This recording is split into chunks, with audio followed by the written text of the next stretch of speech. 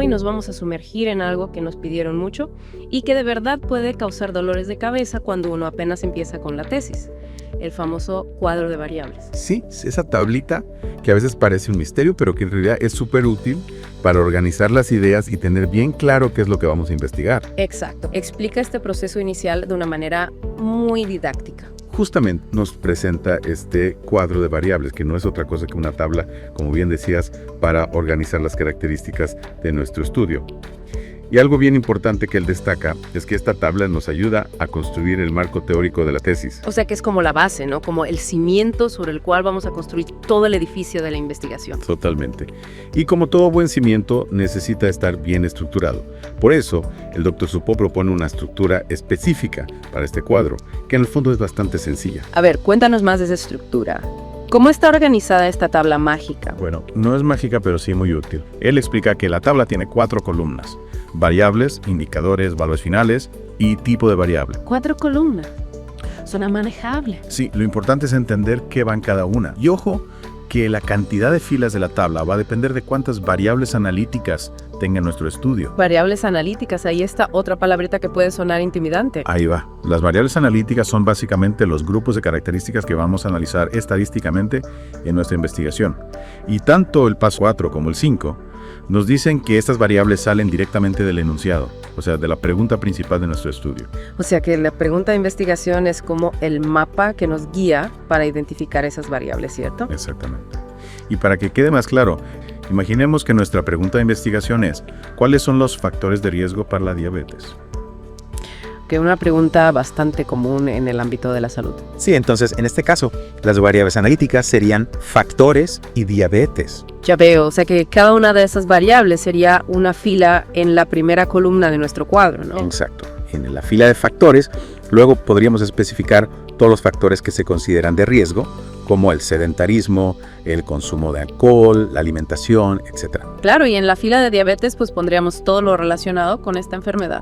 Y algo importante que hay que tener en cuenta es que el tipo de estudio que estemos haciendo va a influir en cómo definimos estas variables analíticas. En el paso 4 explica que, por ejemplo, si hacemos un estudio para ver la relación causa-efecto, nuestras variables analíticas podrían ser la variable independiente, la dependiente y tal vez alguna variable interviniente. O sea, la causa, el efecto y algo que está en medio que puede influir en esa relación, ¿verdad? Exacto. Y eso se traduciría en 3 filas en nuestro cuadro.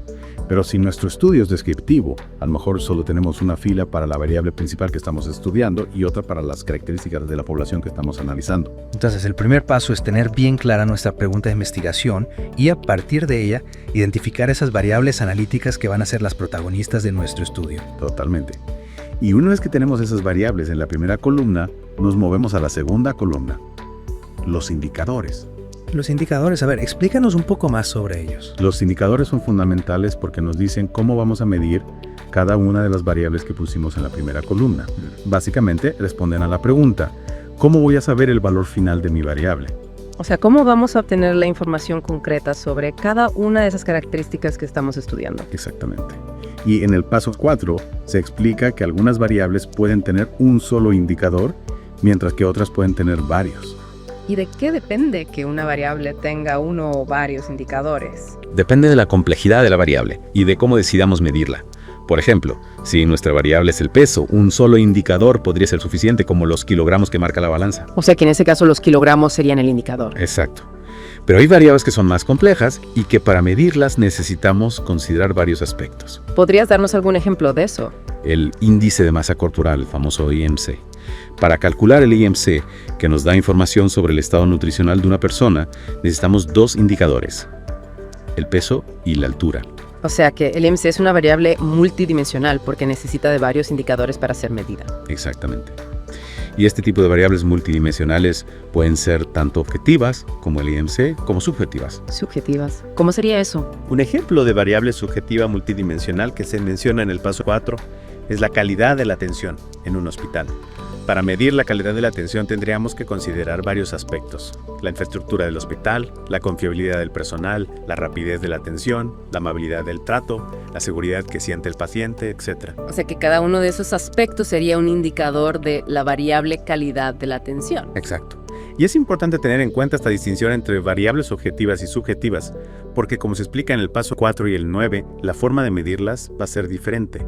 Las variables objetivas se miden con instrumentos, como la balanza para el peso, mientras que las subjetivas se miden a través de la percepción de las personas, por ejemplo, utilizando escalas o cuestionarios. Ok, ya vamos entendiendo mejor cómo funcionan los indicadores. ¿Y qué hay de la tercera columna, la de los valores finales? En la tercera columna vamos a anotar el resultado concreto de medir la variable, como explica el paso 4. Si la variable es categórica, o sea que se divide en categorías, los valores finales serán esas categorías. Por ejemplo, si nuestra variable es el estado civil, los valores finales serían soltero, casado, divorciado, etc. Correcto. Y si nuestra variable es numérica, el valor final será la unidad de medida que hayamos utilizado. Por ejemplo, si medimos el peso en kilogramos, el valor final podría ser 70 kilos. Ya veo, o sea que los valores finales son como la respuesta concreta a la pregunta de cómo estamos midiendo la variable. Exactamente. Y el paso 4 también nos da algunas pistas para casos especiales.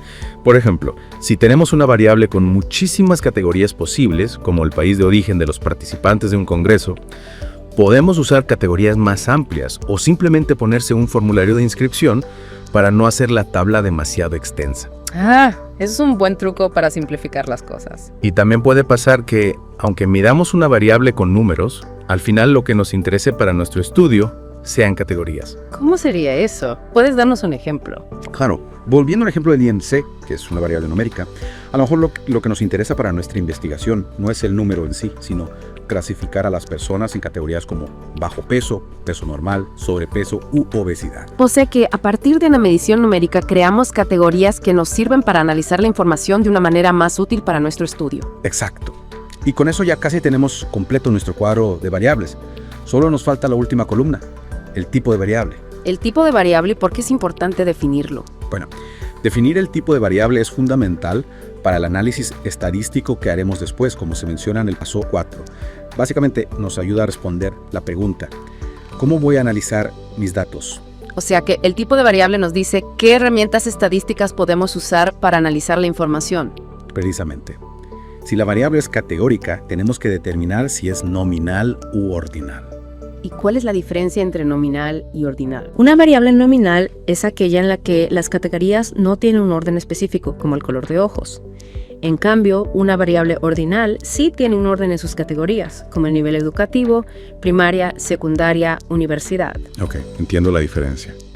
Y como bien dices, esto va a influir en qué pruebas estadísticas podemos usar. El paso 4 menciona, aunque no entra en detalles muy técnicos, pero sí es importante tenerlo en cuenta. No se analiza de la misma manera una variable nominal que una ordinal. Y si la variable es numérica, también hay que definir su tipo. Pues sí, también. Para las variables numéricas, la distinción principal es entre continuas y discretas.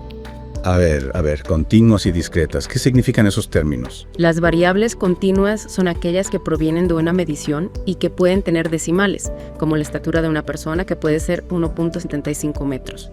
En cambio, las variables discretas son aquellas que provienen de un conteo y que solo pueden tomar valores enteros, como el número de hijos, que no puede ser 2.5.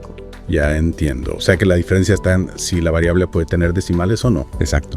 Y como se menciona en el paso 4, esta diferencia también influye en el tipo de análisis estadístico que podemos realizar. Entonces, al definir el tipo de variable en la última columna, estamos preparando el terreno para el análisis de datos. Así es. Y para resumir, todo este cuadro de variables que hemos estado construyendo está íntimamente ligado a la pregunta de investigación. Sí, al final todo parte de esa pregunta inicial que nos planteamos. Como bien se destaca en los pasos 4 y 7, el cuadro de variables surge de la pregunta de investigación y nos sirve como una guía para todo el proceso, desde la recolección de datos hasta el análisis final.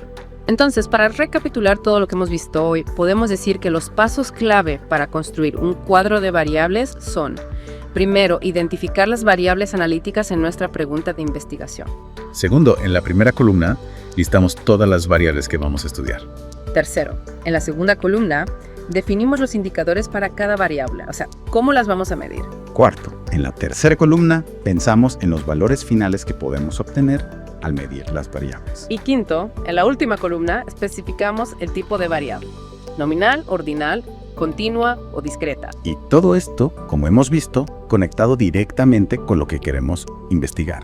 Tener este cuadro bien definido desde el principio nos va a ayudar a tener una investigación más clara, organizada y sobre todo a evitar esa sensación de estar perdidos en el mar de la información. Totalmente de acuerdo.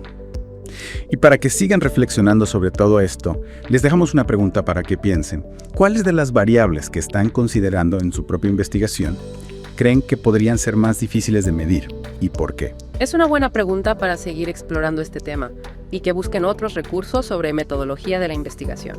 Recuerden que este es solo el primer paso de un largo camino, pero un paso fundamental para construir una investigación sólida y con sentido. Y hasta aquí. Esperamos que les haya servido para entender mejor cómo construir un cuadro de variables. Nos vemos en la próxima. Hasta la próxima.